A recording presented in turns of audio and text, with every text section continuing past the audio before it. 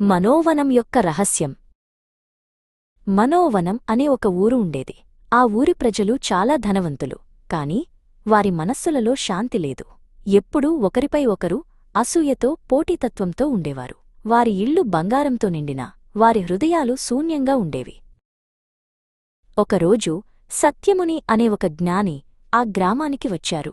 ఆయన ముఖంలో ప్రశాంతత, కళ్లలో కరుణ వెలుగుతున్నాయి. ఆయన గ్రామస్తుల కలహాలను, వారి ముఖాల్లోని చింతను చూసి జాలిపడ్డారు. గ్రామ ప్రజలు ఆయన చుట్టూ చేరారు.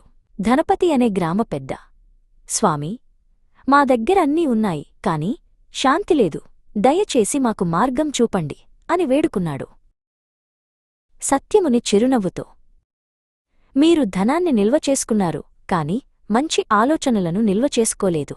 మీ మనస్సు అనే గరిటను స్వచ్ఛమైన ఆలోచనలతో నింపండి. అదే నిజమైన సంపద అని చెప్పారు. ప్రతిరోజూ ఉదయాన్నే ఒక మంచి ఆలోచనతో ప్రారంభించండి. ఈరోజు నేను ఎవరికీ హాని చేయను, లేదా అందరూ సంతోషంగా ఉండాలి అని అనుకోండి అని సత్యముని సలహా ఇచ్చారు. ప్రతిరోజూ కొంత సమయం పాటు ఆధ్యాత్మిక జ్ఞానాన్ని వినండి. మంచి మాటలు వింటే మంచి ఆలోచనలు వస్తాయి. మీ మనస్సును గమనిస్తూ ఉండండి. చెడు ఆలోచనలు వస్తే వాటిని పోనివ్వండి అని ఆయన బోధించారు.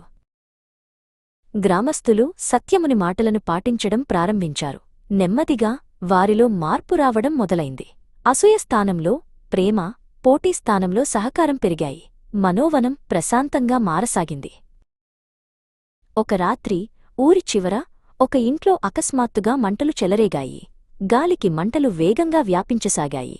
గ్రామస్థులందరూ భయంతో కేకలు వేశారు.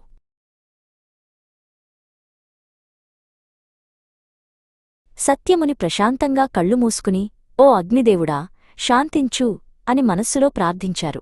అదే సమయంలో గ్రామస్థులందరూ తమ మనస్సులో నకసచుకున్న స్వచ్ఛమైన ఆలోచనల శక్తిని ఏకం చేసి మంటలు ఆరిపోవాలని కోరుకున్నారు.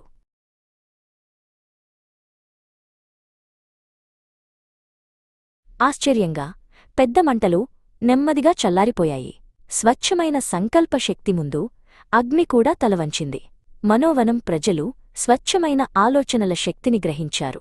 ఆ రోజు నుండి మనోవనం నిజమైన శాంతికి, సంపదకు నిలయంగా మారింది.